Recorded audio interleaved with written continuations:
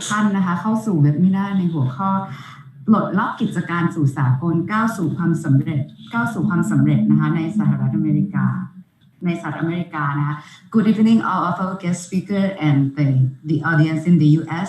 Welcome to webinar session in the topic of internationalization starting business in the US. Today, my name is Palada. I'm from Thai Trade Center, Los Angeles, and our session will be run both in Thai and English, but mainly in English. Today, we are honored to have 7 panelists from 5 organizations, which are Thai American Chamber of Commerce of California, in Miami-Dade Beacon Council, Global SF, MISTA, and BPM. So today, before we get started, make sure that all of participants turn off your microphone to make it lay down. Our session runs smooth.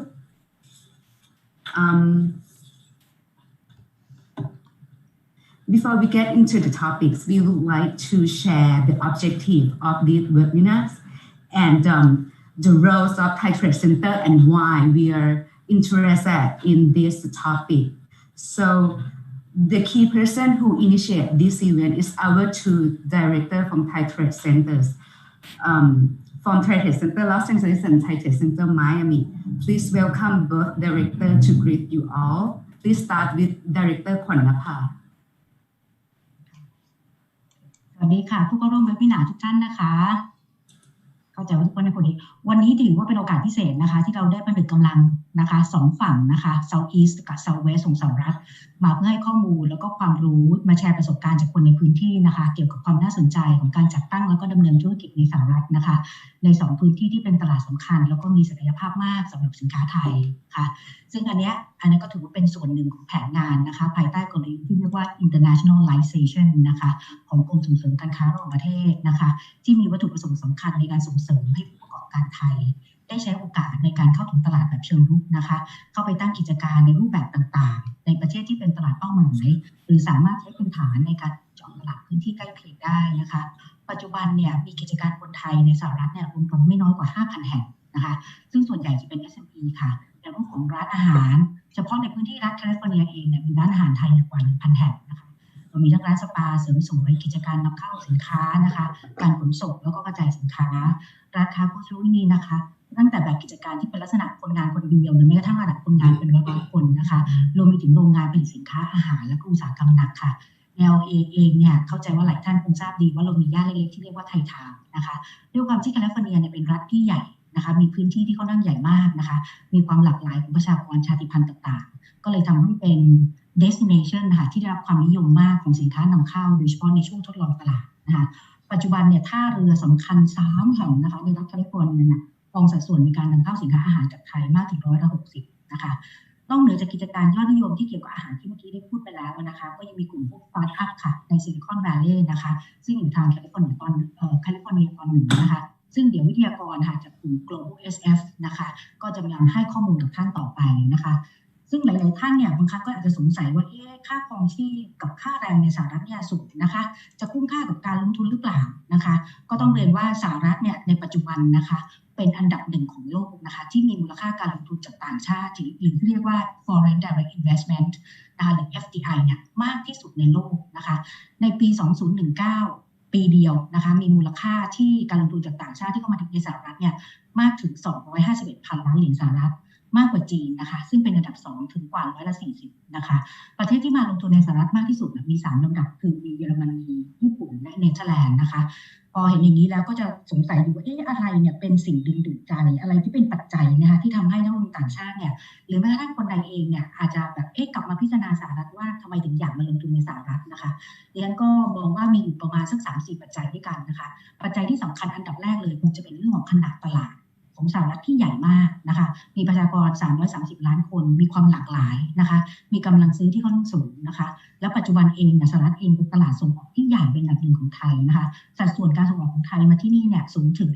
14.7%นะคะแล้วก็มีอัตราเติบโตเฉลี่ยต่อปีในช่วง10 ปีที่ผ่านมาเนี่ยถึง5.8%นะคะนอกเหนือจากพลังตลาดสหรัฐแล้วเนี่ย เราอย่าลืมว่ามีตลาดใกล้เคียงนะคะคือตลาดแคนาดาและประเทศในอเมริกากลางและใต้ซึ่งตลาดเหล่านี้ส่วนใหญ่มีพื้นที่ที่ห่างไกลจากประเทศไทยมากนะคะแล้วประเทศไทยเนี่ยสามารถใช้ประโยชน์จากฐานที่ตั้งนะคะที่เรามาตั้งในสหรัฐเนี่ยในการส่งสินค้าไปบุกตลาดต่างๆได้เป็นอย่างดีนะคะโดยเฉพาะประเทศที่มีข้อตกลงการค้าเสรีกับสหรัฐนะคะเช่นแคนาดาและเม็กซิโกที่ภายใต้ USMCA นะคะซึ่งอันนี้จะเป็นประโยชน์อย่างมากค่ะโดยเฉพาะกับกลุ่มสินค้านะคะที่มีข้อจำกัดนะคะในด้านกฎระเบียบในการเข้าตลาดเช่นพวกอาหารจากเนื้อสัตว์ทั้งหลายนะคะพวกปศุสัตว์นะคะหรือแม้กระทั่งเนื้อไก่เนี่ยเราไม่สามารถเข้าตลาดสหรัฐได้นะคะด้วยกฎระเบียบเหล่านี้นะคะถ้าเราสามารถมาตั้งฐานการผลิตนะคะในกลุ่มสินค้าที่มีข้อจำกัดเนี้ยเพื่อเจาะผู้บริโภคในตลาดนี้นะคะก็จะคุ้มค่ามากเลยนะคะรวมถึงจะช่วยลดระยะทางนะคะระยะเวลานะคะในการขนส่งลดปัญหาการขาดแคลนสต็อกสินค้านะคะเพิ่มประสิทธิภาพการให้บริการลูกค้าได้นะคะประเด็นต่างๆพวกนี้จะมีเห็นประโยชน์ได้อย่างชัดมากขึ้นนะคะในช่วงที่ค่าขนส่งทางเรือเนี่ยสูงมากแล้วก็หาสเปซเรือได้ยากนะคะเราก็จะมีตอนหลังเนี่ยมันจะมีสิ่งที่เรียกว่าปรากฏการณ์ที่เรียกว่า near sourcing นะคะซึ่งก็จะเห็นได้ชัดมากขึ้นเรื่อยๆนะคะนอกจากนี้เนี่ยสหรัฐเองเป็นประเทศที่มีมาตรฐานการผลิตแล้วก็ความปลอดภัยค่อนข้างสูงนะคะก็เลยทำให้สินค้าที่ผลิตในสหรัฐหรือ made in USA เนี่ยจะได้รับการยอมรับนะคะในตลาดอื่นๆได้ง่ายนะคะปัจจัยที่4เนี่ยดิฉันมองว่ามันจะมีเทคโนโลยีการผลิตค่ะการแปรรูปหรือโน้ตฮาวบางอย่างนะคะที่จำเป็นต้องใช้แรงงานผู้เชี่ยวชาญเฉพาะแล้วก็อาจจะหาได้ยากในประเทศอื่นประเด็นเหล่านี้อาจจะทำให้สหรัฐเนี่ยสามารถดึงดูดนักลงทุนต่างชาติที่สนใจอุตสาหกรรมประเภทนี้นะคะเข้ามาที่สหรัฐซึ่งรวมไปถึงกลุ่มสตาร์ทอัพทั้งหลายด้วยนะคะอย่างไรก็ดีนะคะความที่สหรัฐเนี่ยเป็นประเทศที่มีขนาดใหญ่กว่าไทยถึง18เท่านะคะมีความหลากหลายแล้วก็มีความซับซ้อนในหลายมิติไม่ว่าจะเป็นในเรื่องของโครงสร้างประชากรในเรื่องของกฎหมายกฎระเบียบต่างๆนะคะทั้งในระดับรัฐบาลกลางนะคะระดับรัฐบาลมลรัฐแล้วก็รัฐบาลท้องถิ่นวันนี้ก็ดิฉันต้องบอกว่าเป็นโอกาสดีมากๆนะคะที่ผู้เข้าร่วมรับฟังทุกท่านนะคะจะได้ศึกษาข้อมูลแล้วก็มาพูดคุยมาแลกเปลี่ยนกับวิทยากรนะคะจาก2พื้นที่สำคัญในสหรัฐนะคะเพื่อเป็นจุดเริ่มต้นนะคะในการแสวงหาโอกาสเชิงรุกใหม่ๆสำหรับกิจการของท่านในอนาคตนะคะแล้วก็ดิฉันก็ขออวยพรให้ทุกท่านประสบความสำเร็จมากๆนะคะOn behalf of Thai Trade Center Los Angeles, I would like to thank you all speakers. Kun Rosalyn from Thai American Chamber of Commerce of California, Darlene, Scott, and Katie, the powerful team from Global SF, Mario, Dana, Madeline from Miami-Dade Beacon Council, for your precious time during late working hours to share valuable information on how to start business in the US. Thank you so much. ขอบคุณ ค่ะ ค่ะขอบคุณค่ะ Next is the Director Nithima from Thai Trade Center Miami ค่ะเมื่อกี้ฟังผอ.เอกพูดแล้วยิ่งใหญ่อลังการมากสำหรับประเทศอเมริกาซึ่งน่าสนใจมากๆนะคะทีนี้คือจริงๆแล้วโครงการนี้มันเกิดขึ้นจากการที่ว่าหน้าที่ของบทบาทหน้าที่ของกรมของเราเนี่ยค่ะในการที่คือเราปกติเราจะมีอยู่58สำนักงานทั่วโลกนะคะซึ่งในสหรัฐเนี่ยเรามีอยู่4สำนักงานก็คือ LA นิวยอร์กชิคาโกแล้วก็ไมอามี่นะคะก็หน้าที่ของเราหลักๆเลยเนี่ยเราก็จะต้องทำหน้าที่ในเรื่องของการส่งเสริมการตลาดให้กับสินค้าและบริการของไทยนะคะแล้วก็ในส่วนของ Internationalization เนี่ยก็คือการขยายการลงทุนมาสู่ต่างประเทศซึ่งอันนี้เนี่ยก็จะเป็นอีกกลยุทธ์หนึ่งค่ะในการที่จะช่วยให้เกิดความยั่งยืนในการส่งออกสินค้าของเรานะคะอย่างที่ผอ.เอบอกอะค่ะว่าในอเมริกาเนี่ยโอ้โหประชากรผู้บริโภคมีประมาณ300กว่าล้านคนนะคะซึ่งโดยเฉพาะในแคลิฟอร์เนียและฟลอริดาเนี่ยจริงๆแล้วก็มีประชากรเยอะมากนะคะแต่เราเริ่มขึ้นจาก2ฝั่งนี้ก่อนเพราะว่าอย่างแคลิฟอร์เนียเนี่ยคนไทยรู้จักเยอะเรามี LA ซึ่งเป็นเหมือนอะไรนะจังหวัดที่78ของประเทศไทยแล้วอะไรอย่างเงี้ยนะคะซึ่งอันนั้นเนี่ยน่าจะคนไทยก็จะรู้จักเยอะแล้วก็มีการลงทุนเยอะอยู่แล้วนะคะนี่หันมาดูในเรื่องของการลงทุนของประเทศไทยนะคะพอดีไปได้ข้อมูลสถิติมานิดหน่อยนะคะว่าประเทศไทยเราเนี่ยเรามีการมาลงทุนในปี2019นะคะFDI เนี่ย 1,684 ล้าน US ดอลลาร์นะคะโดยที่ท็อป เซกเตอร์ที่อินดัสทรีที่ท็อป 6 ของไทยเนี่ยนะคะก็คือ1พลาสติก2อันดับ2เคมีนะคะอันดับ3 Food and Beverage อันดับ4ชิ้นส่วนยานยนต์นะคะอันดับ5ซอฟต์แวร์แล้วก็ IT นะคะแล้วก็อันดับที่6เนี่ยคือวัสดุก่อสร้างก็ตอนแรกยังนึกว่ามีแต่ธุรกิจร้านอาหารนะคะเพราะเห็นคนไทยมาได้ยินแต่ข่าวว่ามาทำอาหารแต่จริงมีหลายธุรกิจเลยนะคะที่เข้ามาทำที่มาทำธุรกิจในนี้นะคะโดยเฉพาะในฟลอริดาเนี่ยเรามีผู้ประกอบการไทยนะคะที่ทำในเรื่องของการซ่อมเครื่องบินด้วยนะคะอันนี้เนี่ยก็เป็นหนึ่งไฮไลท์ในธุรกิจศักยภาพของฟลอริดานะคะซึ่งมีเรื่องของ aviation มีเรื่องของ banking and finance นะคะมีเรื่องของการท่องเที่ยวโรงแรมนะคะมี life science and healthcare นะคะมีtechnology and innovation แล้วก็ในเรื่องของ trade and logistics ซึ่งจริงๆแล้วในไมอามี่เนี่ยเป็นcapital of cruise เลยนะคะเพราะว่าคือหมายถึงว่ามีเรือสำราญเนี่ยบริษัทเรือสำราญมาตั้งอยู่ในไมอามี่เยอะมากแล้วก็มีนักท่องเที่ยวกว่า70ล้านคนนะคะที่เข้ามาในแต่ละปีที่มาท่องเที่ยวในฟลอริดานะคะเพราะฉะนั้นเนี่ยหนึ่งในไฮไลท์ธุรกิจก็คือเรื่องของการท่องเที่ยวและการโรงแรมด้วยนะคะก็เดี๋ยวลองมาฟังดีกว่าค่ะว่าในฟลอริดาและในแคลิฟอร์เนียเนี่ยมีintensive อะไรมีความน่าสนใจในเรื่องของการลงทุนตรงไหนนะคะก็เดี๋ยวฟังจากท่านผู้เชี่ยวชาญทั้งสองรัฐเลยค่ะก็thank you all the speaker today to give information to our Thai investor on this event and hopefully we will get fruitful information and everyone will have a bright idea to come and invest in here. Thank you. Thank you so much ขอบคุณค่ะ Now it's time to learn about investment opportunity in the US that we are waiting for. So we start with our first panelist. She has a top suffix following her name as Esquire, which means that she is an attorney and she also entitled as the president of Thai American Chamber of Commerce of California. Today she will talk in the topic of how to set up your business for success in the US. Please welcome Ms. Rosalyn หรือคุณ Rosalyn ค่ะ ค่ะสวัสดีค่ะ Thank you so much for inviting me to be a part of this very distinguished panel. Thank you so much, Thai Trade Center, for allowing me to speak today.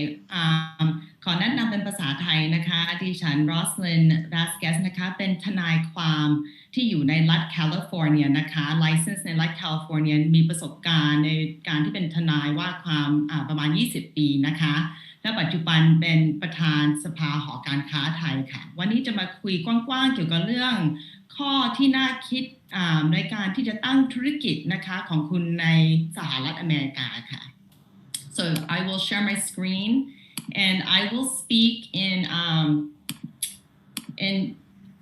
Thai and in English รอสังเกิดที่อเมริกานะคะเลยขอพูดบางอย่างเป็นภาษาไทยนะคะ So what's the first thing that's very important to successfully setting up your business in the US? Your team. You have to have a team. You've got to have sound legal, sound financial advice. Team คือใครที่จะช่วยเราให้รู้ข้อมูลนะคะที่สำคัญ First ทนาย attorney หรือ lawyer นะคะที่จะให้ legal advice. A good CPA who understands the tax laws in the various states and local jurisdictions. An insurance broker. A lot of times the insurance broker is left out, but in the US, คนชอบฟ้องร้องกันขึ้นลงศาลเยอะมากนะคะในการที่มีประกันนะคะอาจจะช่วยธุรกิจของเราได้ค่ะ So the team. Okay, so the next thing after you have your team is selecting a business location. This is not so simple. Every single state has different laws, even down to the county and local jurisdiction has different laws that could impact your startup costs and your overall cost of operating your business. ยกตัวอย่าง California has a lot of very strict employment laws on wage and hour, a lot of benefits that are granted to employees. It's not very employer friendly. And within California, that's true, but then you go even to the city of LA. And the city of LA may have stricter rules and regulations than even the state of California. Higher minimum wages than what the state and federal rates are. So some questions to ask is, what are the state and local taxes? There's some states that might not even have state taxes. Are there tax benefits and financial incentives from federal, state, or local government that could help you in establishing your business in the US? What are the labor laws like? Or what are the laws, how are the courts ruling in that area? Court decisions are different by state and even in federal court by district. Some decisions might be more employer friendly and some may be more friendly for local businesses versus international businesses. And are there any zoning regulations? Are you setting up a manufacturing business? What are the county and local laws like? So as I said, selecting your location is going to be very important to your overall cost of operating business. Oh, so it's stuck again. Please wait a while. It's a little slow. Yeah. Oh, here. Okay, let me go backwards. Okay. After you've selected your location, the next thing you want to do is decide what is your business structure going to be. I know that a lot of people want to have an online presence, and a lot of times they'll say, like, if you have an online presence, then Delaware might be the place that you want to incorporate. You can incorporate a corporation or an LLC in any state without having to reside there. But is it really a benefit to incorporate in Delaware? Some people say Nevada, because there's no state taxes or franchise taxes there. But if you incorporate in somewhere like Delaware and you're a small corporation that may not benefit from the Delaware law because you're maybe operating in another state, it may actually cost you more money because you'll have to incorporate in one state and then file register to do business in another state and be subject to those laws. So just because you incorporate in one state, it doesn't blanket cover you for all the states that you might be doing business in. So you might be setting yourself up for more paperwork, more costs. So again, in deciding your business location and your business structure, you should really consult with the CPA to determine what's going to be the best advantage for you. Once you set up your corporation or limited liability corporation or whatever other type of entity, you'll need an attorney to make sure that you're observing all the necessary legal formalities to give you the protections intended by incorporating. For instance, corporation, everyone knows big company like Coca-Cola, these are big corporations. They have to have minute meetings. They have to hold regular meetings, board meetings. They have to have directors, officers. And if you don't observe all those legal formalities, there's a possibility that if you're sued, they can pierce the corporation and try to pull in the individual who are the owners of the corporation for personal liability in a lawsuit. So that's why it's important that you have a CPA to help you figure out what's going to be the best place to incorporate, best business structure, and an attorney to make sure you're following all the regulations and doing everything correctly.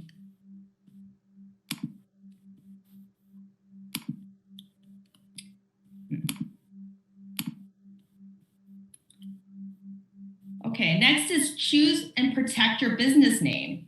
I say this because once you have your business set up, you're going to pick a name and you want to make sure that no one else is confused about your business name for another product, right? So the way you do that is if you're operating in the state, you're going to register or incorporate your business with the state. Once you register your business with the state, that will ensure that no one else in the state is using a similar business name. In the state of California, you actually have to do a business name search before you register. And if there's a similar name, then you cannot use it because it might create confusion. How do you protect it on a federal level? You can trademark your name. You could trademark your goods to make sure that no one else is using it. And then you want to protect your name online, register your domain name. And it's something that's been discussed is social media. You know, who owns the right to social media? You might have a marketing person doing your social media content, and sometimes there's a dispute that arises as to who owns that content that's put on social media for your business. So that's something that's important when you have a trademark name and you use that trademark within your social media handle. That's a way to kind of show your ownership of your social media handle. So these are things to consider. And so for these types of things, you're going to want to have an intellectual property attorney and a business attorney. So the intellectual property attorney would be able to help you with setting up your corporation or your LLC. But then you're probably going to need an intellectual property attorney who has a different specialty of knowledge in doing trademarks and ensuring that the rights to your business name or the names of your products that you're selling are protected so no one else can take it, including maybe other marks, right, that are associated with your product.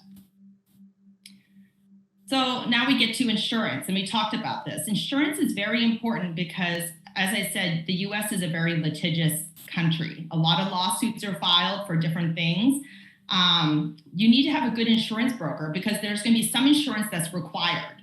You might be required to have insurance, workers' compensation insurance, which will compensate an employee who's injured on the job. You'll be required maybe under the terms of your lease to have carry certain types of insurance. You'll probably want insurance to protect your goods, products liability insurance in case someone is injured through the use of your product. And then also there's something that a lot of people don't know about. It's called EPLI, which will provide you with funds for your defense if you're sued for an employment law violation like discrimination or harassment and wrongful termination, which is something that's quite an issue here in the United States. You have a lot of employees who are sometimes disgruntled and will file a lawsuit against you. And one of these lawsuits, these attorneys that are here in the US, they charge by the hour, and it's very expensive.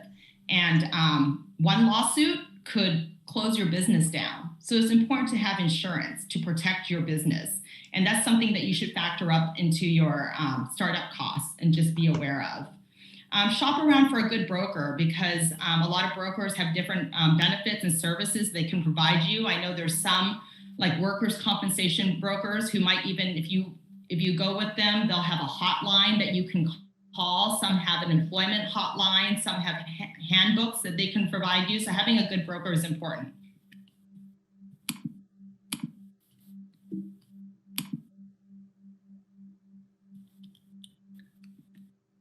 And so finally, when we get to immigration, so this is something that I think a lot of people are interested in, is how do we come and start up our business? How do we stay here lawfully? First of all, you don't have to be a resident of the United States to invest in the United States or have your business in the United States. If you are just doing business, let's say from Thailand, you don't even really have to, you can sell here to the United States to different customers and not even establish a business. You might just come here to meet clients and customers, and that's a B1, B2 visa. So your B1 business visa is going to allow you to come visit the United States on business purposes. You can stay up to a maximum of 6 months. You're not to be employed or work while you're here, but you can transact business while you're here. So if you intend to continue to reside in Thailand, but you just want to come here to meet with your clients, check on your supply chain, whatever it is you need to do, you can come through that. Now, if you need to stay longer than the 6 months and you feel like you need a little more time, there is the E1, E2 visas, which is the treaty trader, treaty investor. The treaty trader visa is for if you want to set up your business to sell goods. Thailand is a treaty trader country. Sell goods, you have to own more than 50% or more of the business. It can't be a marginal business. It means it has to generate enough income to support at least the visa holder and their family. There's no minimum set amount. They have to look at the business, fair market value, the investment amount. There's a number of factors. I'm not going to go into detail, but that's the E1, E2. It's good for a period of 2 years, but you can continue to renew it every 2 years. So that's not a green card, but that's a visa that's going to allow you to live and work in the United States on a short-term temporary basis. And then finally, if you're looking to immigrate and be a permanent resident of the United States because of your more substantial investment in the US, there's an EB-5 permanent resident investment. And the minimum investment is based on inflation, in the United States. And currently, it's 1.8 million of money that has to be invested in a new enterprise, or 900,000 in an economic development zone, which is a zone that the USCIS has determined needs to have an infusion of investors to support the community and to grow the community and create new jobs. You have to create new jobs, at least 10, with the EB-5. Now, if you get approved for EB-5, you only get a conditional green card. That means it's a green card for a period of 2 years, and you have to resubmit paperwork to show your operations and your business to have those conditions removed so that it can be a 10-year green card. So you don't just automatically get a 10-year green card right away. You get a conditional, and then you have to submit evidence. It's really important if you intend to do an e-visa or EB-5 that you have really good documentation. You should be doing everything legally. If you're purchasing a business, it should go through escrow. You should have written contracts to show, promissory notes. And your finances are very important. They are going to really look at your finances to see where your investment money is coming from. They have to be able to trace your funds and feel confident that, this money, they have to see how did you get this money. So you have to be willing to really disclose your finances when you apply for these types of visas or green card. So that's something that you can look at through the website of uscis.gov. It has really good detailed information about these different options, and it tells you the steps, it tells you the requirements. So I always recommend that if you want to learn more, go to uscis.gov. And if you have any questions, you can always feel free to contact me. I have my email, I have Line, and if you wanted to schedule a virtual consultation, you can do through my website at the attorney list. Rosalyn พูดภาษาไทยได้แต่เพราะว่าวันนี้มีสปีกเกอร์ฝรั่งด้วยเลยพยายามจะพูดภาษาอังกฤษนะคะแต่ถ้าสะดวกที่จะพูดภาษาก็ติดต่อภาษาไทยได้นะคะแล้วหวังว่าข้อมูลที่ให้วันนี้เป็นผลประโยชน์จริงๆอยากจะพูดมากกว่านี้จากเวลามันสั้นนะไม่อยากพูด over นะคะเลยพูดกว้างๆเลยขอบคุณมากนะคะ Thank you, Rosalyn, for sharing the framework of doing business in the US and some knowledge and tips about US visa for investors and entrepreneurs. Let's move to the next groups of panelists. The next groups are the professional team from Miami-Dade, Beacon Councils. My colleague Kun Wutti from Thai Trade Center Miami will help to introduce them to you. สวัสดีครับขอเริ่มจากการแนะนำองค์กรก่อนนะครับMiami-Dade Beacon Council is the official economic development organization for Miami-Dade County that was built on the PPP or public-private partnership concept, led by professional team together with the board of directors who are voluntary community leaders, with the objective to facilitate business growth and expand locally, nationally, as well as internationally. Our guest speakers are all key members of professional team of the Miami-Dade Beacon Council. They will come to tell you how to do business on the East Coast with the focuses on South Florida metropolitan statistical area covering 3 major counties, including Broward, West Palm Beach, and of course the Miami-Dade County, which is the hub of the Americas and where the capital of global cruise lines is located. Please welcome Mr. Mario J. Sacasa, Senior Vice President, and Ms. Diana Londono, Vice President. And she also have the other title called Creative design liaison. I think she will tell you why. And we are sorry that Miss Madeline Mesa has something urgent come up and she will not join today, but you will not miss anything. Okay, so I will throw the screen to you now.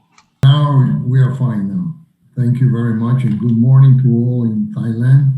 It's a pleasure to be here, and we thank our friend Woody here in Miami for organizing this wonderful panel. So many experts. I think definitely Rosalyn's presentation covered all these important aspects of the legal side that all businesses need to take a very, very hard look on, especially at the very beginning. If we can move to the next slide, please. Woody was explaining about the Miami-Dade Beacon Council as a public-private. It's a hybrid organization. And it developed actually from the Greater Miami Chamber of Commerce here about 36 years ago. And when they decided that there was a need for one organization to deal with investment coming into Miami-Dade. As you know, here in the United States, the chambers of commerce, like the Greater Miami Chamber, are 100% private, which has a lot of advantages. But it was decided that to have a public-private concept would add to those advantages, because we have the private sector expertise with our board of directors and also the president of the organization. But we also have the support of the public sector, and not only the financial support, which is extremely important, but also we have access to the government of the county. And then many times the company will need to have access because of permitting or any other issues. So there we are, and that allows us several good things, this public-private concept or organization.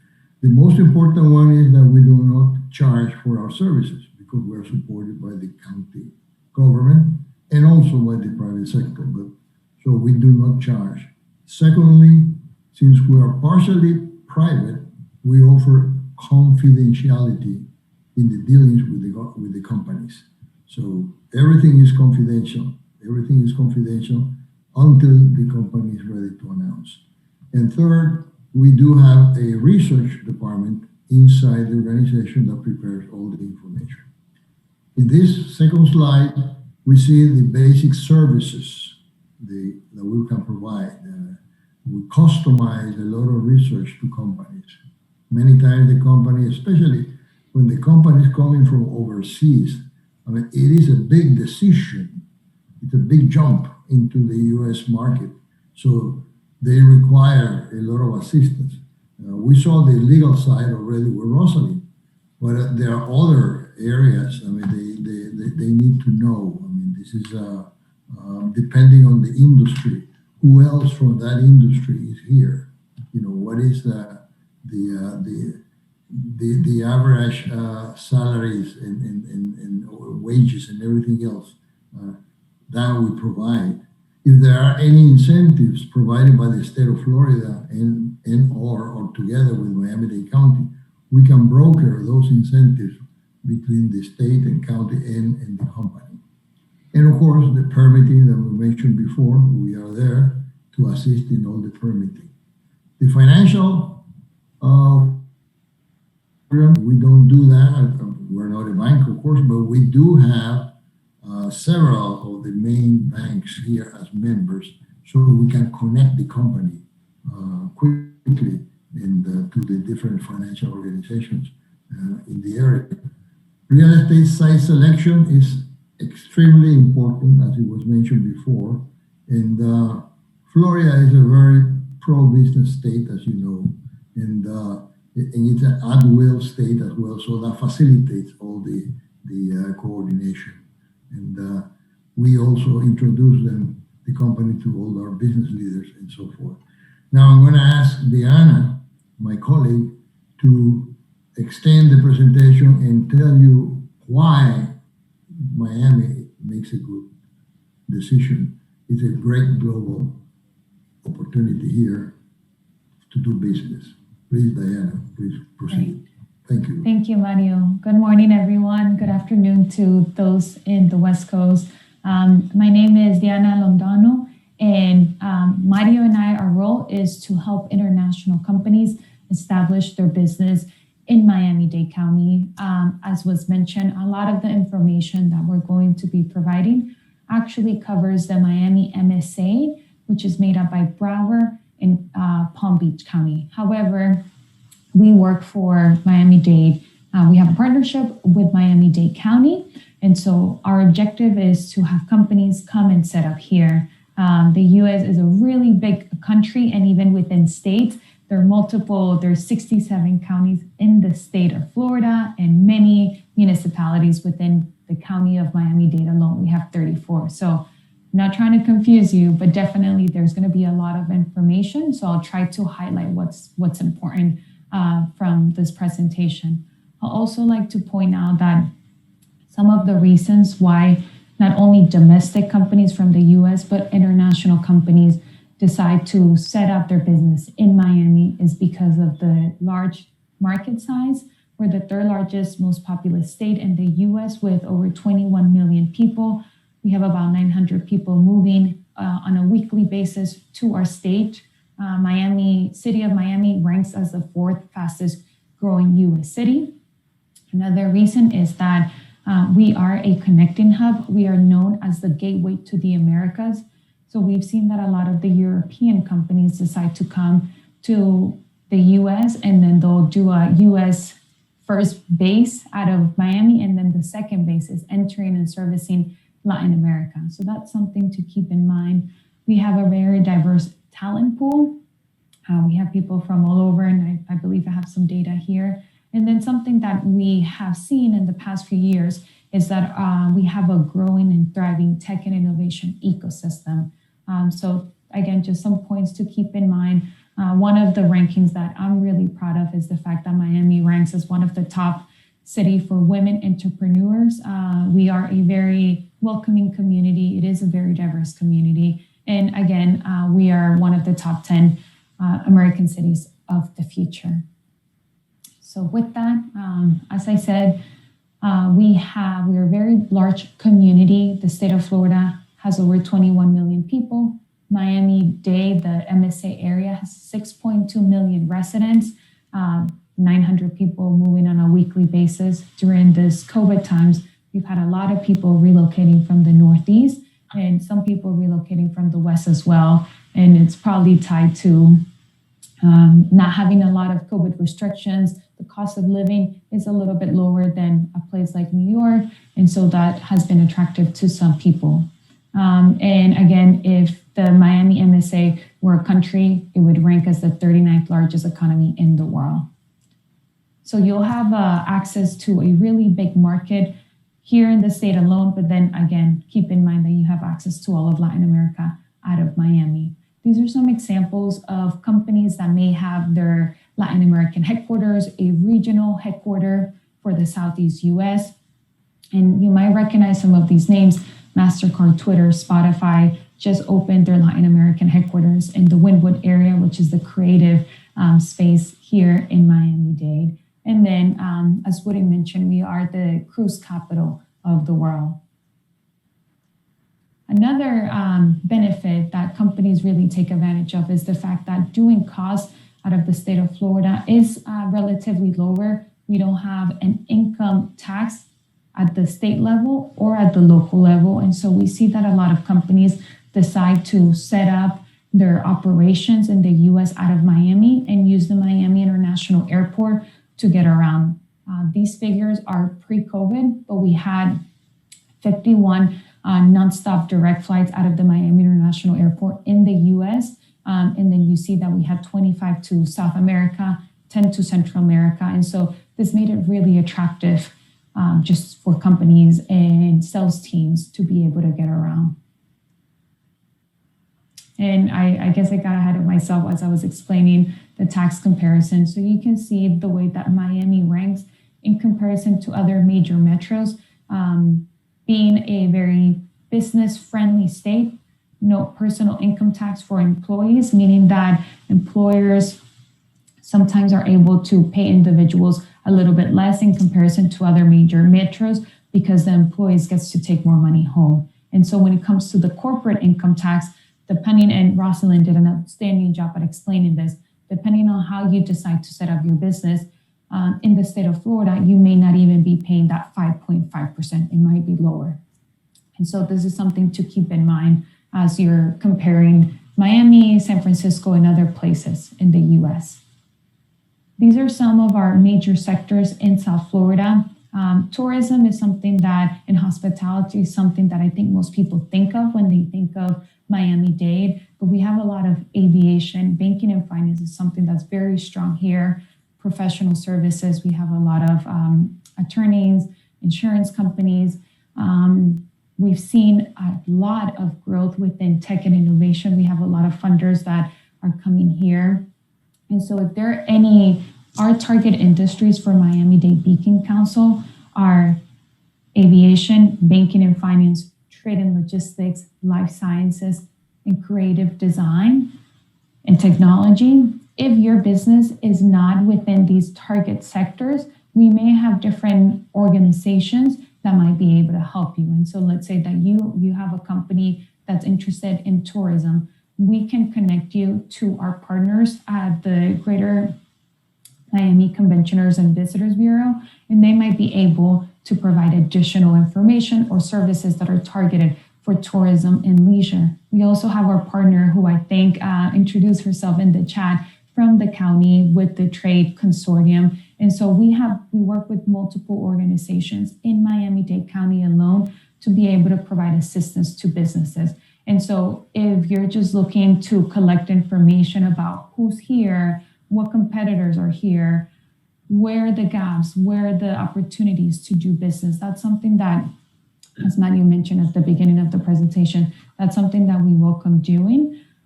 These are our contact information. We have another colleague, Madeline Mesa, who was not able to join us this evening, but Maddie also is part of the international team. And so we welcome addressing any questions that you may have.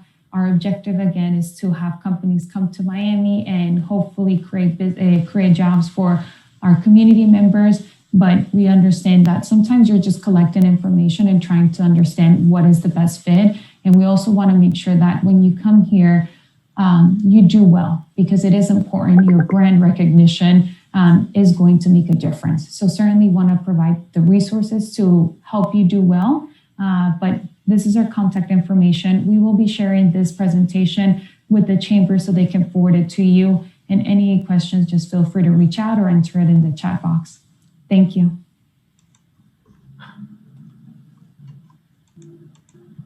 Thank you so much. Now let us move back to West Coast once again. Our focus will be on San Francisco and the Bay Area. In this session, we have 3 panelists, and thanks for kind cooperation from Darlene, the Executive Director of Global SF, and her team to hook them up. And for the Global SF is an organization that leverages extensive international business experience and strong network relationship with the key executive to enhance the global competitiveness of San Francisco. Today, Darlene will interview 2 experienced guest speakers. The first guest is Mr. Scott May. He is Vice President Innovation for GIVAUDAN. Sorry if I pronounced wrong, which is the global leader of flavors and fragrance company. In 2019, GIVAUDAN has launched MISTA, which is a new innovation platform for the food industry and optimizer that enabling startup and established corporation to optimize idea, product, and investment with the vision of creating future food. The second guest is Katie Wong. She is certified accountant and partner of VPM, a renowned accounting and consulting firm in San Francisco. So I will give this stage to Darlene to run this session. Thank you so much, Palm. And I think if I can, I am going to share my screen. I hope this works. Okay.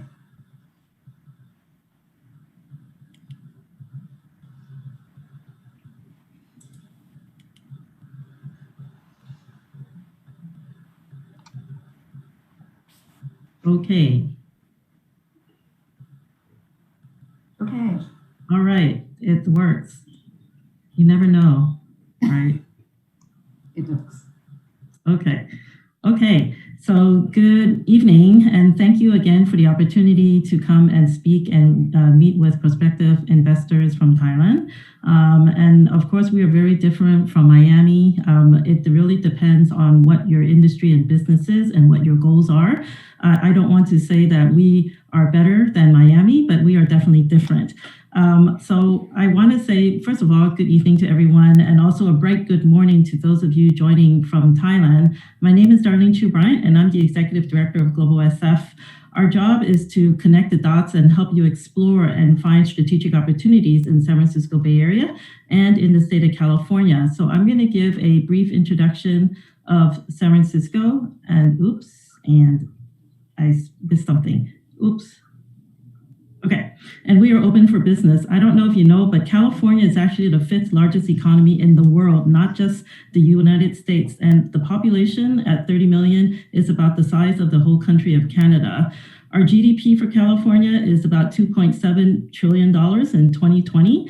And in San Francisco Bay Area, from where I am currently based, in 2019, our GDP was $531 billion, and our population is only 7 million people. In San Francisco proper, we're only about 800,000. So we have a very small population, but very intense. And about Global SF, who are we?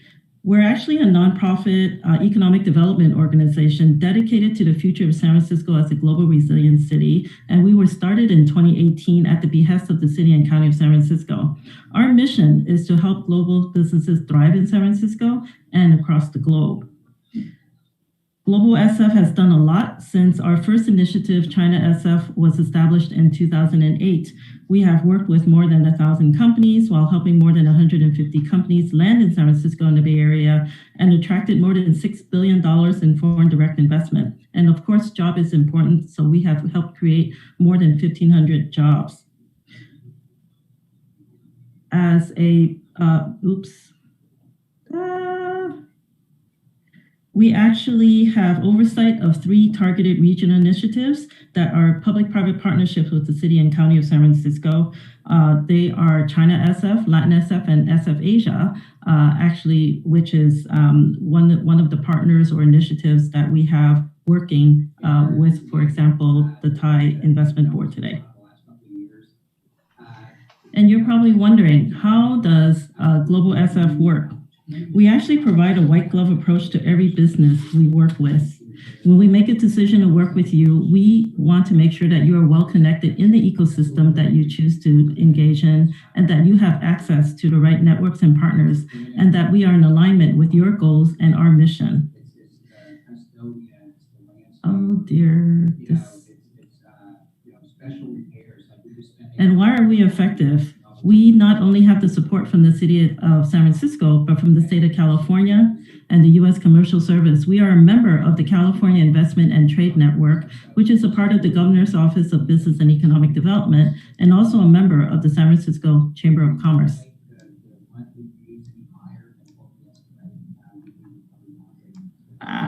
Sticky fingers, sorry. An interesting partnership we want to highlight that speaks to the access to innovation is the Global Innovation Program, also known as GIP of the UC Berkeley Skydeck. We are their partner for international development and provide immediate access to their services and programs for any startup company or even government agency from overseas now interested in learning more about the secret sauce of Silicon Valley. Global SF is also a member of the SBDC. We are an affiliate program, which means we can provide counseling for businesses free of charge and provide access to programs and services that are offered by the Small Business Administration, even for companies and offices in the United States that are wholly owned by foreign entities.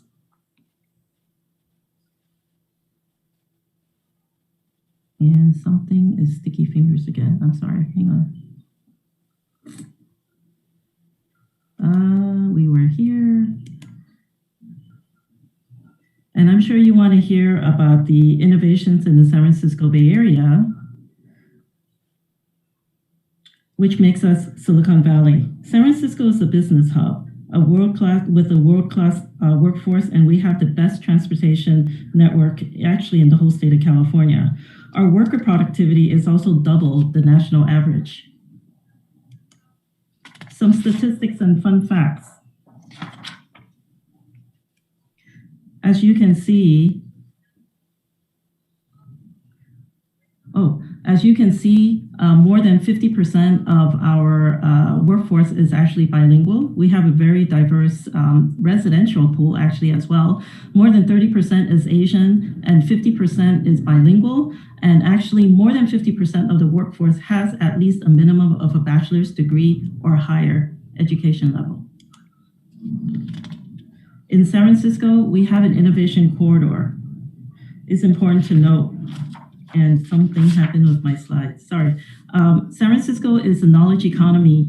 We're based on it. We thrive on software development. And in San Francisco proper, we have an innovation corridor that's on the east side of the city because that's primarily the business sector. On the west side is actually primarily residential. We start with fintech, biotech, AI, clean tech, and we even have an opportunity zone for innovation to take place. Our key industries include, as I mentioned earlier, biotech and life sciences. I mentioned fintech. And of course, with bio and life sciences, we have food and agri-tech, professional services and banking. Many may know Wells Fargo is headquartered in San Francisco, and BlackRock, of course, if you're in investment banking. And our biggest industry, believe it or not, is actually tourism and hospitality, not because it's just because we're a nice place to visit, but because of all the conferences that take place because of tech and innovation that is happening in San Francisco. San Francisco is known as the center of innovation, and I don't want to go through all the slides here, but we do have more than 2,000 tech companies registered and home to 6 of the top 10 highest valuation IPOs in the US. Many of you know Twitter and Uber, and those companies are all headquartered in San Francisco. Biotech and life sciences, actually, we are one of the 3 biotech hubs in the United States. The first one originally started in Boston, then followed by San Diego, and San Francisco started only in 2005 with the beginning of a stem cell research institute. And later on, with the expansion of UC San Francisco, we have grown into the biggest biotech and life sciences hub in the United States. And all the VC that is invested in biotech, almost all of it, or most of it, more than 50% that goes to invest in biotech in the United States, actually more than 50% is invested in San Francisco and the Bay Area.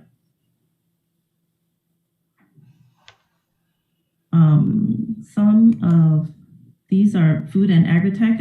We will be talking about that later, but you may have heard of companies like Impossible Foods, right? Or Beyond Meat.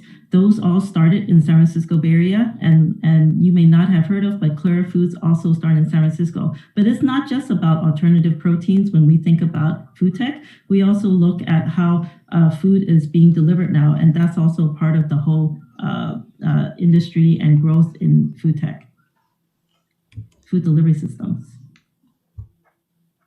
And clean tech is also a big part of our tech industries.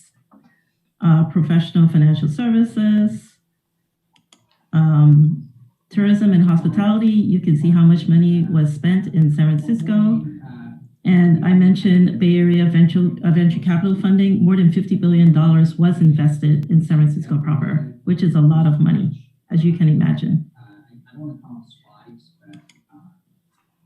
Our unemployment rate is probably lowest in the nation. Real estate is also always a good indicator in terms of how much real estate costs. And I hate to say, but our real estate is not cheap. So if you're looking to build a factory, San Francisco may not be the place to come to, right, Rosalyn? I'm sure you can agree too. However, it is the place to be if you want to have R&D and if you want to have a sales center. Incentive programs are really important because we do have them in San Francisco. As I mentioned earlier, we do have an opportunity zone where it offers tax-free investment opportunities. California also has a California Competes tax credit, which Kathy will be talking about later on today. We also have a research and development tax credit that many companies who open and start their R&D center in San Francisco can enjoy. And the thing is that for manufacturing, even though you think of San Francisco is not the place to manufacture, we actually have a lot of area in our region that is actually open for business and for manufacturing. And it's also a good place to consider advanced manufacturing because you're working hand in hand with the innovation in terms of software development. And of course, employment training, we offer programs and partnerships to train employees in manufacturing. And last but not least, we also have a foreign trade zone. So if you are importing product, for example, from Thailand to United States for assembly or for additional manufacturing, you can actually park it in one of our trade zones, which is tax-free until you're ready to actually assemble it and distribute it in the US market. And with that, I want to say thank you. This information will be shared with everyone, and I look forward to hearing from all of you. Thank you.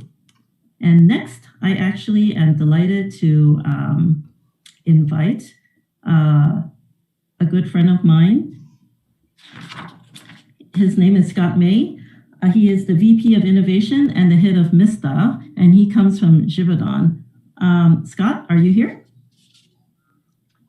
Yeah, hi, Darlene. Thank you very much. Pleasure to be here this morning for those in Thailand and this evening for everyone else in the US. Yes. Thank you. Thank you so much for joining us today. And I would like you to, first of all, introduce MISTA, and let's talk about the reason for founding it and why did you come to San Francisco? Sure. So just a little bit of background. GIVAUDAN, as was introduced, is one of the world's largest flavor companies, and we represent about 25% of all flavors in food products in the world. So it's very sizable. But one of the things we identified at the time I was leading our global innovation for GIVAUDAN, and we're 250 years old out of Switzerland. And my role was to figure out what's next for this 250-year-old company. And one of the things we identified is a need to truly understand the future of food and how GIVAUDAN was going to participate in this future of food activity. And so I started coming to San Francisco, to the Bay Area, because it was an innovation center even in the food and biotech space years ago, but really identified the West Coast and San Francisco and the Bay Area specifically as this real hub of innovation that's happening. And so you see this cross-pollination of biotechnology. So, part of the future of food is going to be using precision fermentation to grow protein, or cellular agriculture to grow meat or even plants. And so the ability to tap into, as Darlene mentioned, this high tech and highly skilled workforce who are working in this space. So startups like Impossible Foods, or startups like Just, who have now launched the first cell-based meat in Singapore. They're headquartered in San Francisco. And so we wanted to really be part of that. And that's why we chose to become an integral part of San Francisco. And in fact, it's been so important to us that we're now building our second facility there. So you can see the facility behind me is what we call MISTA Optimization Center number 1. And we have actually outgrown it in just a matter of 2.5 years. And so we're moving on to the MISTA Optimization Center number 2.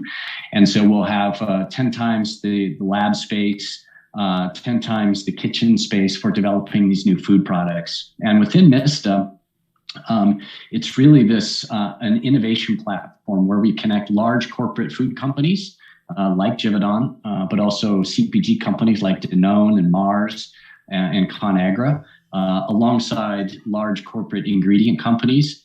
and also startups, which is an important part of everything that we're seeing in the food system. And so in our space, we have startups that actually utilize our facilities, and we help them optimize what they're doing. We help accelerate, we incubate them, and our job is to really speed that up to transform the global food system. Because I think all of us know that unless we transform this global food system, we may not have a planet left to operate. So all of this is extremely important and is why we're in San Francisco. So when you say that your the MISTA is actually an optimizer, what exactly are the services that you provide? People may be confused. Yeah, sure. So the services we provide are connections. It's a massive ecosystem that we've put together. And so if you're a food company and you want to enter the US, whether you're a large conglomerate outside of the US and you want to enter the US, or you're a startup and you have an amazing idea, having access to an ecosystem is super important. It is highly critical. And so that's essentially what we do. We unlock this hyper-connected, interdependent ecosystem that we live in. Food system is very challenging, and we know this food system better than anyone. So we help unlock those opportunities that exist. That's number one. Number two is product development. So if you have an idea, you have to understand how your product fits in the market. You need to make sure that these products are really world-class. And so we help companies do that. If you have a great idea and you want to get funding, that's an important part of growing the company. We have this massive ecosystem also of funding partners. And so as Darlene was mentioning, there is a huge part of the Bay Area that has investment partners in there. And we connect companies to those investment partners and make sure that you get the funding to accelerate your company. So those are just a few things that optimization means in our space. That's great. And then, I remember meeting and traveling with Callista. Do you want to talk? Callista. Will you want to talk about them? Because I think they did something in Thailand too, right? Yeah. Well, they're doing something in China, and I believe they are. Let's see. I have to be careful about what's proprietary, but yeah, they're definitely working hard in Asia. So Callista is a startup, and they essentially are creating a protein. And this protein is, instead of feeding it plant material, they're actually feeding it methane. And so you use methane to grow these organisms, and these organisms essentially produce protein, which can be either fed to, in this case, they feed them to shrimp, to grow shrimp really fast, but also their next step is to actually turn that into human food as well. So the protein for the next Impossible Burger could, example, come from somebody like Callista. Wow, that's amazing. So let's talk about another way too. Are you working with just startups from the United States, or are you working with startups from overseas as well? Yeah, so although we're located in San Francisco, we are a beacon globally for startups. So to date, we have startups from all over the world. We have a number from South America, Europe, the East Coast of the United States. I would love to get more from Asia. So anybody listening who's ready to come to the US, please reach out to me. We'd love to bring you in, and because there's tons of opportunities in creating this global transformation. Great, thank you, Scott. And is there anything you would like to share with anybody that I haven't asked you about yet?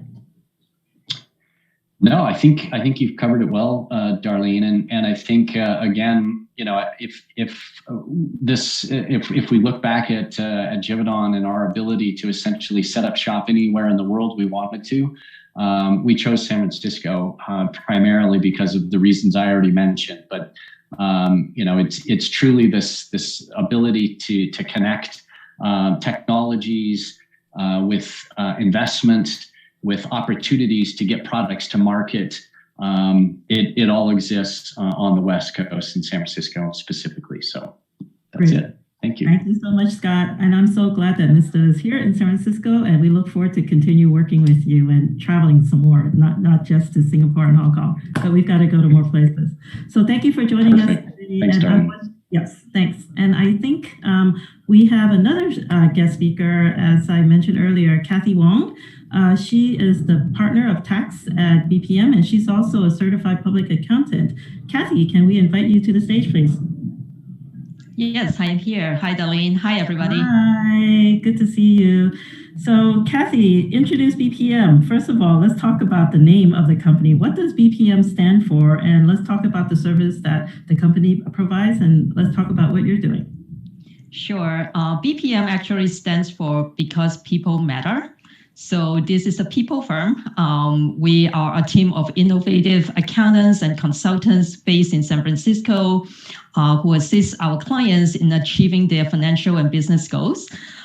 We are one of the 50 largest public accounting and advisory firms in the US.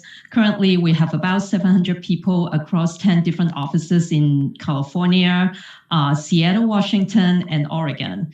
We also have an Asia office in India. Our services include anything that relates to tax, accounting, audit, and advisory. We also have a specialty tax services team, which handles specialty services like R&D tax credit, transfer pricing, and international tax. That's great. And then so let's talk about your experience or your firm's experience working with foreign companies and investors coming to the US. Great. So I'm leading BPM's inbound international company tax practice. So I work with many foreign-based companies expanding their business operations to the US. In terms of geographic location, I pretty much work with clients globally in ASEAN countries, of course, Asia Pacific area, Australia, New Zealand, Europe, Latin America, basically everywhere in the world, different time zones. And industry-wise, a lot of the inbound companies are technology companies, which is pretty typical in San Francisco Bay Area. Those including software, agriculture tech, food tech, fintech, green energy, life sciences, innovation, and consumer products. Another industry that I work quite a bit with is real estate. So that includes developers and investors, both institutional and individuals. So that's my experience working with international companies, as well as work with those individuals who are executives or founders of these companies or employees coming from another country to the US with their companies.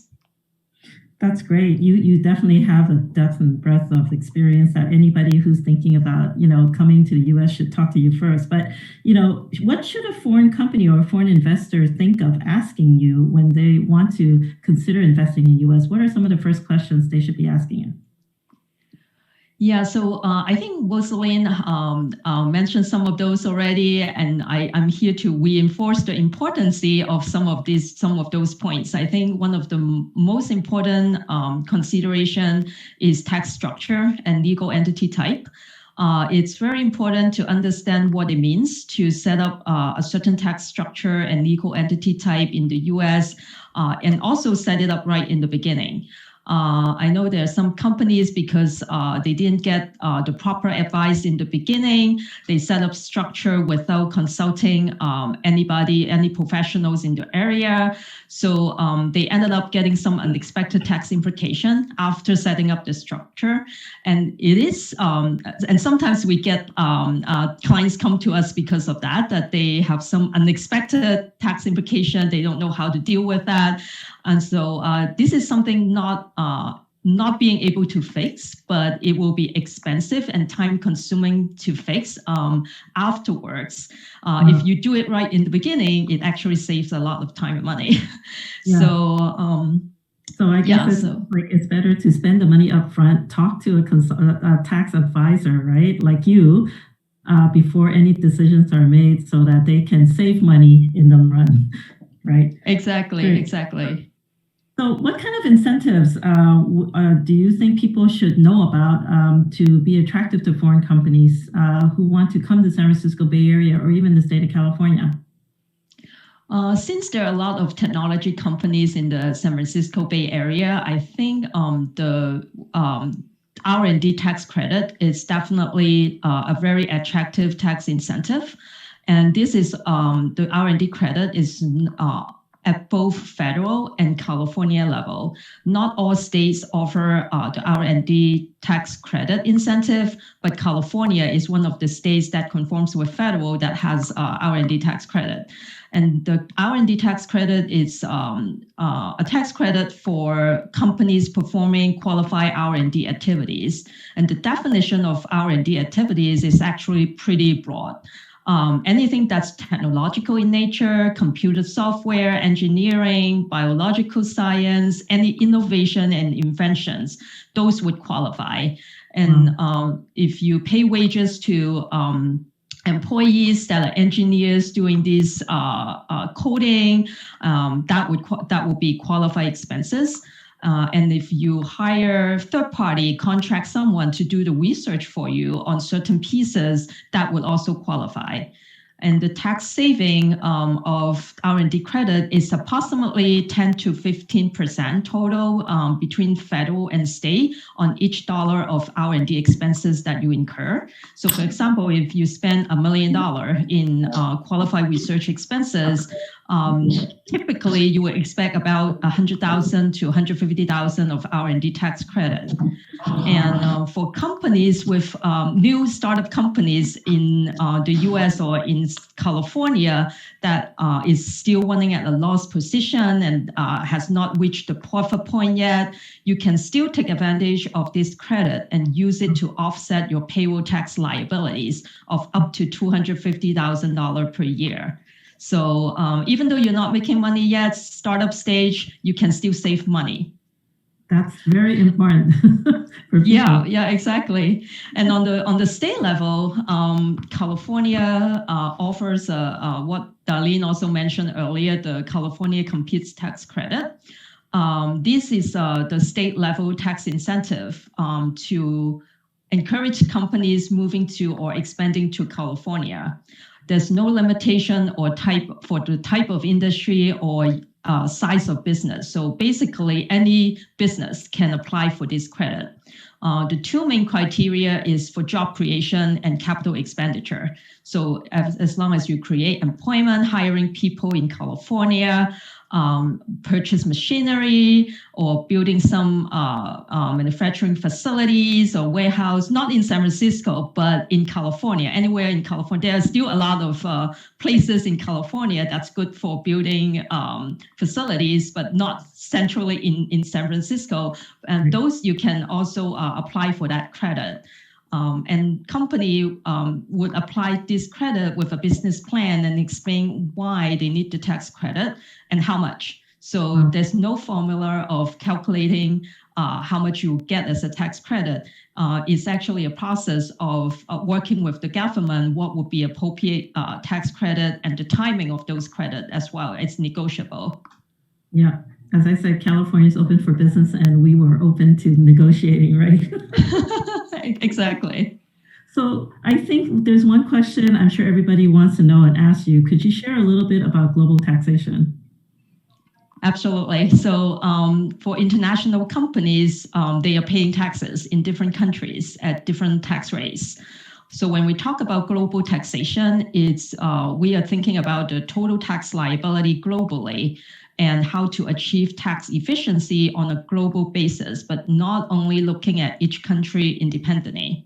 So the global tax efficiency, it can be done by looking at the tax structure, doing some tax structure planning, avoiding double taxation by utilizing different things like foreign tax credit, tax treaty position, also transfer pricing and intercompany transaction planning.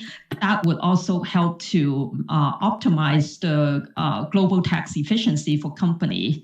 So that's why we work with a lot of foreign tax advisors on tax implication overseas when we are implementing any entity restructure or transactions, so that we know it's not only good for US tax purposes, but it doesn't cause any negative implication in a foreign country. And we look at the overall global tax liability.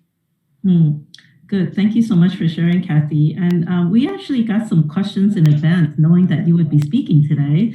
And so one of the questions I think I'm going to ask you first is, if they have an e-commerce business, do they need to register in the United States to do business? Especially on tax. If they have an e-commerce, well, that's unfortunately, this is a no straightforward answer to this one. It depends on the company situation and also the type of product or transaction or services they are selling in the US. There are different types of product, and then also whether you need to register in the different states is also another hurdle to go to look at, because different states have their own set of rules on when and how to register and what is the responsibility to pay taxes there. And if you are depending on if you are selling a product or you're selling a service, they may have different rules, not only on income tax, but also sales tax. So if you have any situation like this that may involve multi-state taxation, definitely come to us and go to tax professionals to help you navigate all these nuances. Again, because we're a federal union, every single state has their own rules, right? And regulations. Yeah. Talk to a tax professional. Another question that I have that was interesting is, what are the tax responsibilities of a foreign national conducting business in the United States? So I assume this relates to individuals instead of the company, if it says foreigners. In the US, the tax system for individuals, it actually has two different types, whether you are taxed as a US tax resident or non-US tax resident. So being a US tax resident, you will be taxed on a worldwide taxation basis. And if you are a non-resident, you're only taxed on US source income.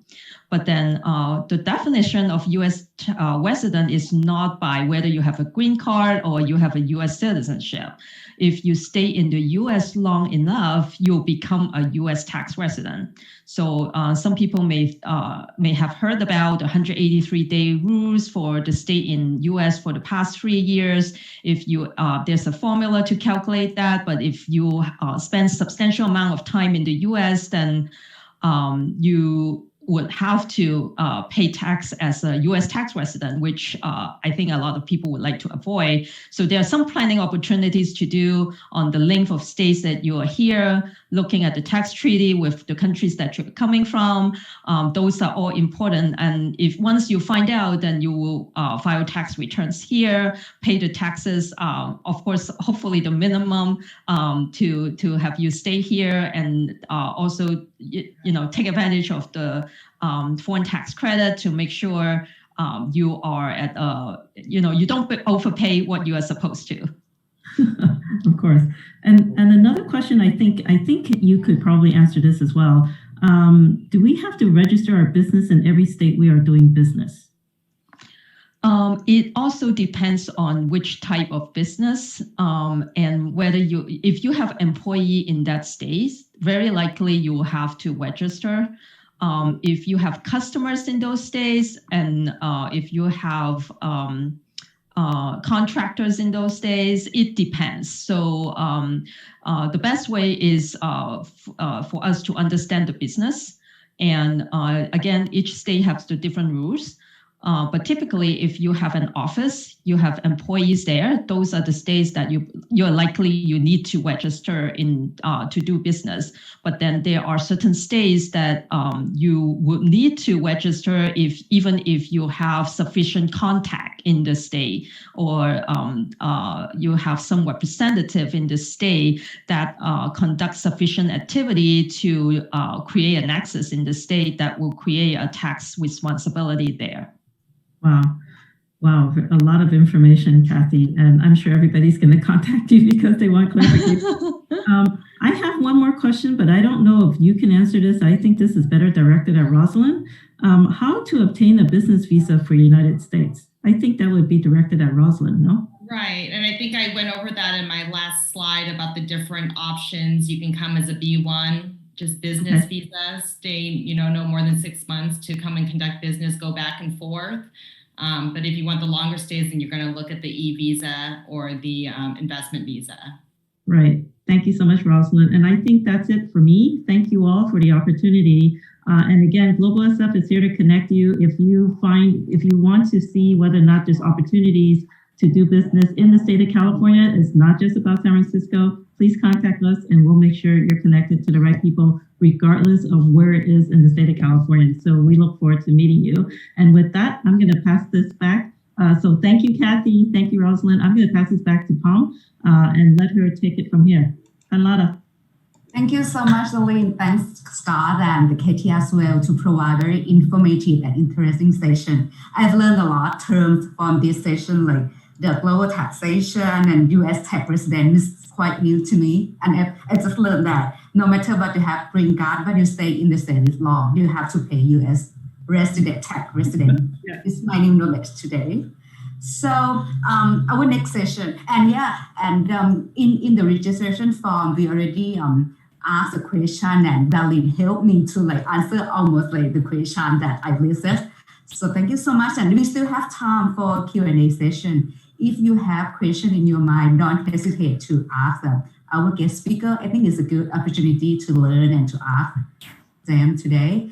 So ถ้ามีคำถามสามารถพิมพ์มาในแชทก็ได้นะคะเดี๋ยวปาล์มกับทางทีมงานปาล์มกับคุณวูดดี้จะช่วยกันอ่านค่ะ So I have one question that somebody asked me to ask Mr. Scott about the future food. So this question about the edible insects. What do you think about the market opportunity of edible insect in the US market? So if we have if Thai company have the insect product and interested to invest in the US market, what do you have any suggestion for them to start the business in particular? I would like to add other kind of food too, like plant-based organic food together with the edible insect, because in Thailand we have a group called Future Food.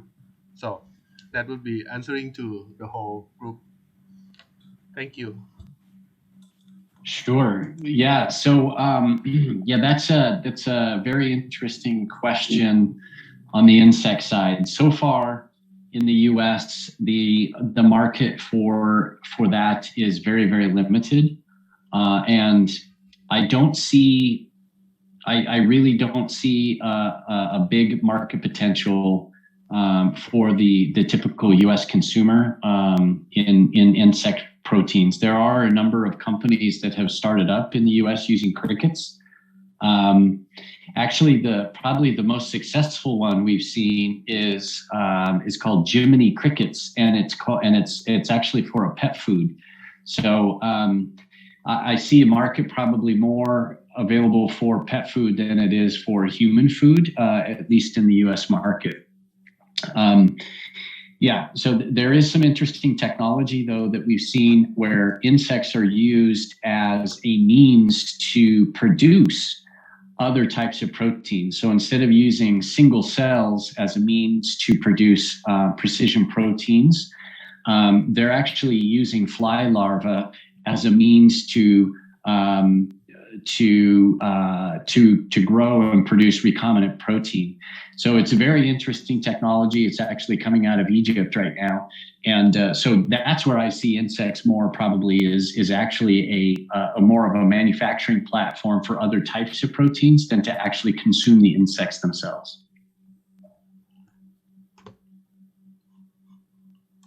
And how about the plant-based and organic food? Can you also add that for the US market? Yes. Yeah. So plant-based and organic food is exploding. So if you're in that space, that is a super hot space right now. Every company is racing to get great tasting products to the market. So plenty of opportunity for that. Organic is becoming almost a must-have in some of these spaces. But again, organic is somewhat limited. The costs are higher, but still huge opportunities in this plant-based space. So absolutely key area for growth. Okay, thank you for your answer. So our directors, do you have any questions to our guest speaker? I have a question for Scott because you mentioned about the market potential for plant-based food. But it's kind of a lot of a variety or options, alternatives for in terms of like the plant side. You are like more an expert in this industry for the future food. Is there any recommendation for the ingredient or upcoming kind of alternative plants that we can use to produce as a plant-based? Yeah. So I think that's where for me and for what we're working on, there's more interest in the ingredients and the technologies. So we don't need another plant-based burger. Let's say we have plenty of plant-based burgers. Where we're going to see some, I think, interesting innovations is in the raw materials used to make those plant-based burgers. And so if I could, guide somebody, it would be focused there. So as an example, we have one startup that's part of the MISTA membership ecosystem called Terviva. And Terviva is bringing a new plant to market called Well, it's not a new plant. It's been around for thousands of years, but it's called Pangamia. It's grown in Southeast Asia. It's probably grown in Thailand. But the challenge so far, and it's in India, it's used in Ayurvedic medicine in India. But the challenge has been is that it has protein, it has oil, but it has a bitter compound that has to be removed. And so they figured out how to remove the bitter compound, and the product itself, once the bitter compound is removed, it's amazing. And so there was just a big deal announced between Terviva and Danone and MISTA, because MISTA is the one that basically made that connection happen. And so plants like that or ingredients like that, I think are really interesting. And we have other things like duckweed, mycelium is another big one. So fungus or mycelium, I think is the next biggest area of opportunity for growth in the plant-based space because of the texture and the neutral taste that it brings. So plenty of opportunities, I think, in the ingredients and technologies that go into plant-based solutions. Mm-hmm. Okay, thank you so much. Because Thailand has we are land of diversity in terms of the plants and herbs. So we think that there might be some new opportunities for new kinds of plants that we can have and we can produce out of Thailand as well. Thank you. Absolutely. So far, there's still no question in the chat box. ผมขอถามได้ไหมครับ มีคำถาม ต้องขออนุญาตพอดีมีนึกขึ้นมาได้หลังจากฟังคุณรสลินเกี่ยวกับเรื่อง fictitious name ของบริษัทที่จดทะเบียนที่นี่สำหรับคนที่จดทะเบียน fictitious name แล้วก็ยัง active อยู่แต่ว่าไม่มีจดทะเบียนอย่างอื่นเลยในประเทศนี้เนี่ยอันนี้ถือว่าเป็น legitimate company ไหมครับ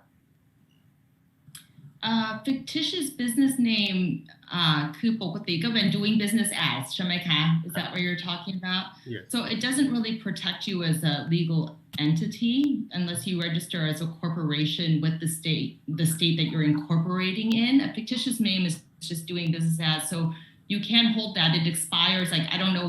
It's a state by state, county by county rule. So I don't know what that is and what it looks like in each place. But in in Los Angeles, you file it and then you have to renew your fictitious business name. Otherwise, it expires. คำถามคือที่ผมสนใจตอนนี้ก็คือว่ามีบริษัทอยู่บริษัทสมมุติว่ามีบริษัทที่เขาทะเบียนของ fictitious name ยัง active อยู่นะครับแต่ว่าไม่มีธุรกิจไม่มีการจดทะเบียนในรูปแบบอื่นเลยที่ active อยู่อันนี้ถือว่าเป็น legitimate นะครับก็ถ้ามี business registration ใช่ไหมคะทุกอย่างก็ยัง legitimate อยู่นะคะเขามี business registration เขามีที่ไหมคะหรือแค่จด fictitious business name เฉยๆแล้วไม่ได้มีธุรกิจอะไร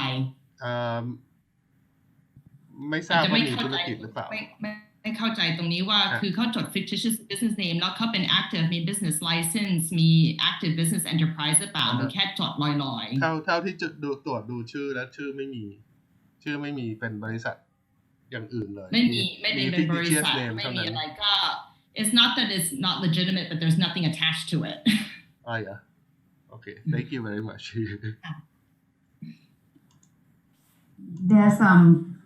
there's question from คุณนัทค่ะคุณนัทที่ raise hand พูดได้เลยนะคะ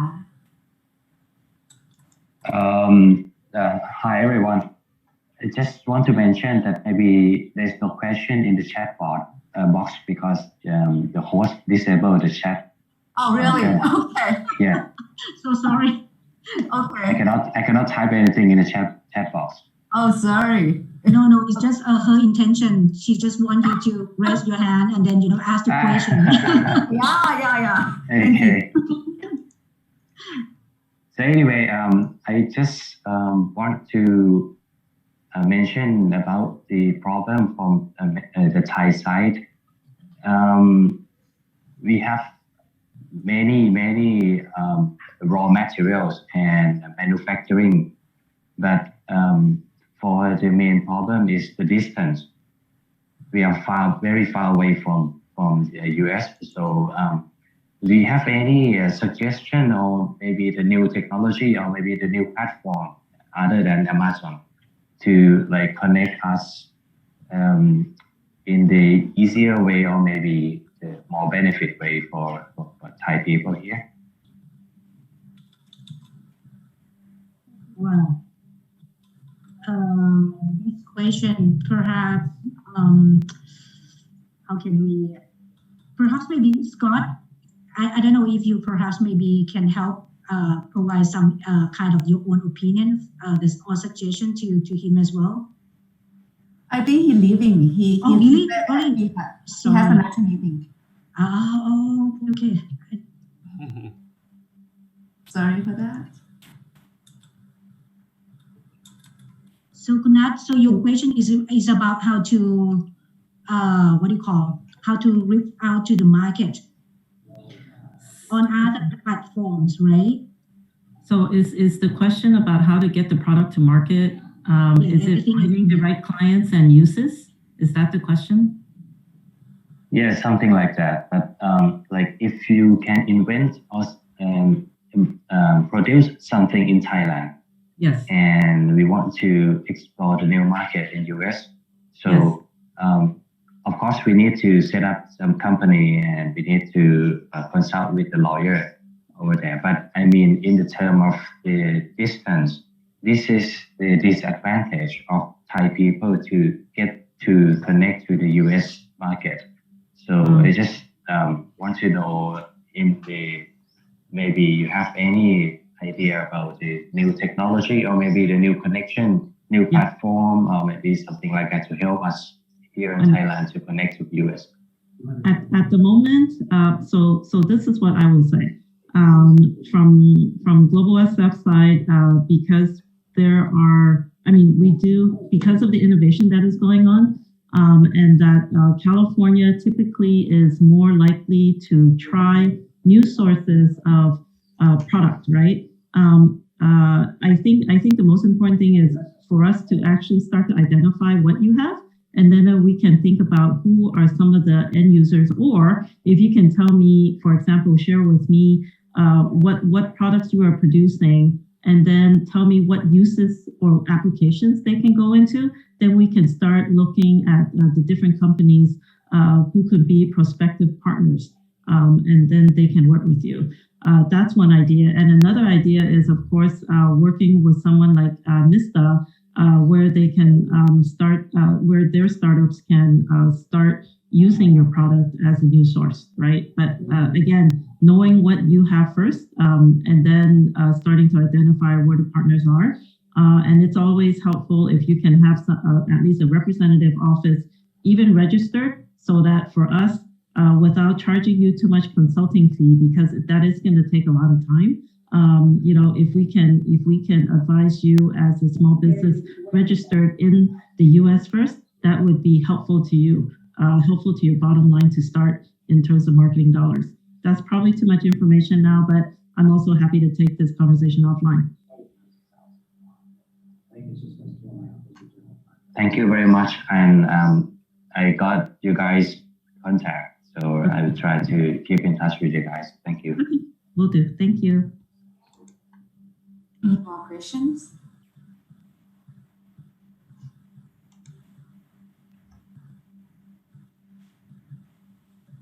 You can try typing in the chat box to make sure that I'm unlocked it.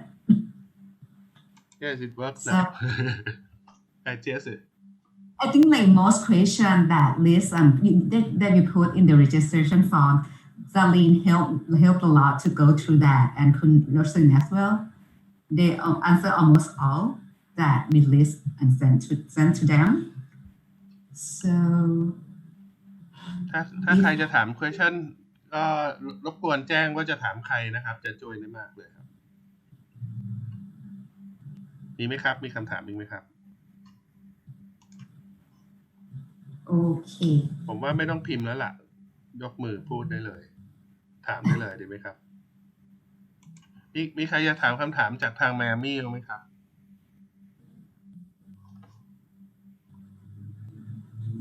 สงสัยไม่มีแล้วเนาะค่ะ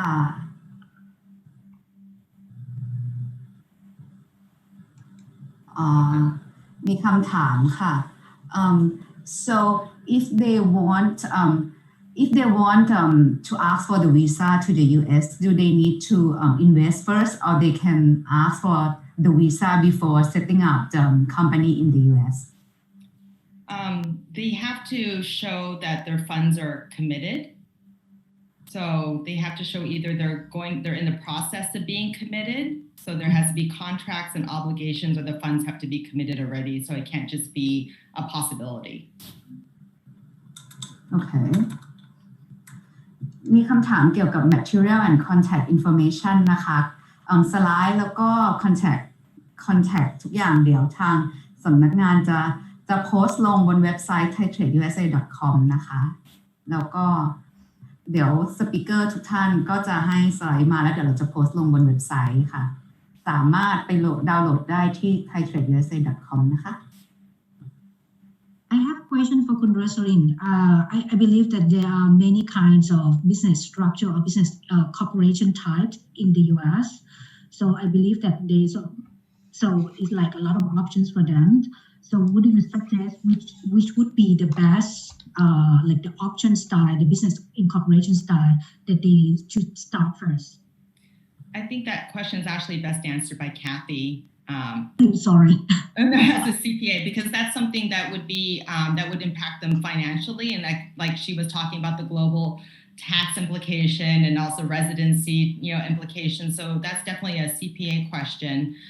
The attorney helps with the legal formalities or establishing it once they discuss with the CPA. I'm happy to take that question. So most of the time, from our experience, C corporation is the most common structure in the US for companies doing business here from foreign countries. The reason why is because it's acting like a broker entity, so that the parent company in the foreign jurisdiction would not be subject to US tax. So they don't have to file a tax return. So it's like blocking everything from the parent to the US. Usually it's a parent subsidiary structure. That's the most common, but that doesn't mean that it's the one size fits all. Different companies may have different objectives. So if it's like a closely held business that is owned by an individual that are planning to come to the US and maybe applying for US citizenship, then it may be a different structure, because with a C corporation, it may be a double taxation in the US. The C corporation is paying tax at the corporate level. And when it pays dividend to the owner may have to pay another layer of tax on the dividend income. So if it's a closely held type of structure, it may be better with a pass-through LLC type of entity or partnership or S corporation. But with companies, if you are looking for investors in the US, or it's more like a public company outside of the US that are setting up US subsidiaries, very likely it will be a C Corp structure. So that's the most common between individual owners or it's a corporate group. But again, it all depends on the individual situation and what is the goal of the company eventually. So hopefully that helps. Thank you, Kathy. That explained a lot. Thank you.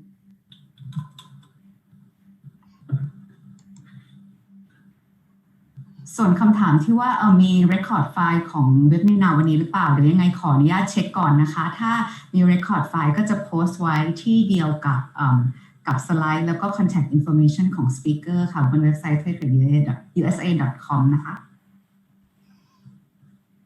แต่น่าจะ automatically recording ค่ะ I may have another question. So sorry. I'm just, a good listener, maybe a good student here. Because some of the companies always ask me, they consider to perhaps maybe establish the business here in terms of like the warehouse, distribution center, and they just don't know where to start. I know that, in terms of like taxation and location is very important. So this means that if they are interested in that idea, they could go through and contact with Miami-Dade Council and also the Global SF directly, right? And to help them to set up, like kind of liaise with various organizations and help them in terms of this, right? For sure. Yeah. I mean, especially in California, I would say if you want to set up a warehouse, it really depends what kind of a warehouse, what kind of product. You want to be near transportation and whether or not you're, and of course close to a port, but whether it be Northern or Southern California, it will really depend on the products that they will be storing in the warehouse. So I'm happy to talk to the client whenever they're ready. How about you, Diana? Thank you. I was going to say that we have different service providers. We have lists of, obviously the state of Florida being a peninsula, we have 15 ports. And so we can connect them to service providers as the cost would be a little bit more affordable. If they start with that route, we have those lists of individuals that can provide that service. So again, our services are confidential and free. So any type of those questions, we'd be more than happy to provide the information. Thank you.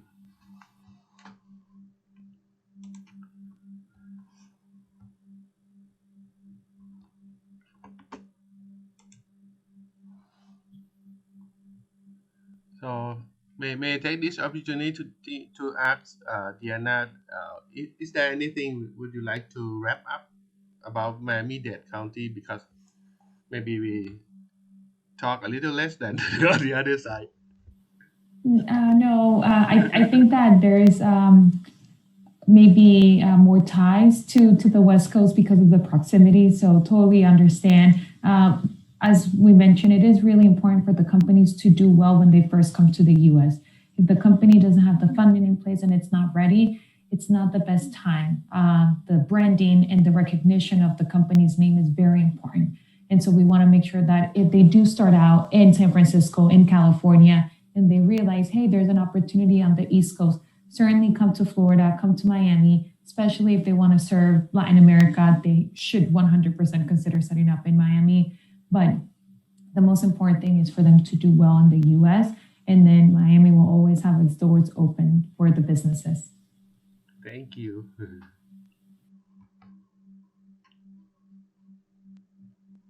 เข้าใจว่าน่าจะหมดแล้วมั้งครับคุณปามผมไม่มีใครถามแล้วมีไหมครับมีหนึ่งคำถามที่เกี่ยวกับการนำสินค้าหนังนะคะจากเมืองไทยเข้ามาเขาบอกว่าอาศัยอยู่ที่นิวยอร์กปามขออนุญาตให้ข้อมูลเป็น Thai Trade Center นิวยอร์กนะคะเราอาจจะมีโปรเจกต์หรือว่ามี activity หลายอย่างเดี๋ยวขอให้ข้อมูลเบื้องต้นเกี่ยวกับ Thai Trade Center ก่อนยังไงลองปรึกษา Thai Trade Center แล้วก็เข้าใจว่าทางสำนักงานน่าจะมีข้อมูลแล้วกิจกรรมให้นะคะตามพิมพ์ไปในแชทนะคะอันนี้เราน่าจะตอบได้เองนะครับค่ะเนี่ยค่ะให้ contact ตรงไปละยังไงเดี๋ยว follow up กันนะคะโอเคค่ะ to our guest speaker thank you so much for your time thank you คุณRosalynค่ะ Mario Diana Katie and Darlene so much นะคะ for your time that sharing inside information and very useful information for us so yeah we learned a lot about MISTA regulation and initiatives and the trick and the tip the experience and for the very valuable experience in interesting industry in the US and thank you Global SF and Miami-Dade Beacon County for make this webinar happenก็ขอบคุณมากนะคะ Thank you everyone for joining this webinar ค่ะ and good night for all of speaker and the audience in the US ค่ะสวัสดีครับขอบคุณมากนะคะทุกคนนะคะยังไงเดี๋ยวจะโพสต์ทุกอย่างไปในเว็บไซต์นะคะปามขอช่วยให้ contact ของสำนักงานเรากับ Miami ด้วยได้ไหมคะ in case ได้เลยค่ะ questionsคุณนัท that have the question perhaps you can contact our Thai Trade Center as well นะคะนี่ค่ะอันนี้เป็นลิงก์ของเว็บไซต์นะคะในนั้นมีcontact ของ Thai Trade Center ทั้ง4ออฟฟิศในอเมริกาแล้วก็มีที่เม็กซิโกโตรอนโตแล้วก็แวนคูเวอร์ด้วยค่ะขอบคุณมากครับค่ะขอบคุณค่ะ thank you so much everyone thank you Dana thank you Thailand have a nice day นะคะสวัสดีค่ะขอบคุณผอ.ค่ะขอบคุณจ้าขอบคุณค่ะขอบคุณพิธีกรสักหนุ่มหล่อและสาวสวยด้วยนะคะขอบคุณค่ะขอบคุณค่ะสวัสดี thank you so much thank you Darlene thank you bye thank you Katie bye bye มีท่านทิพดีจันทิราด้วยค่ะท่านนกสวัสดีค่ะนกสวัสดีค่ะ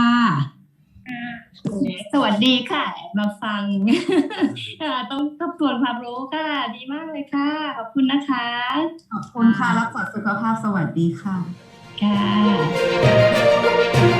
ะ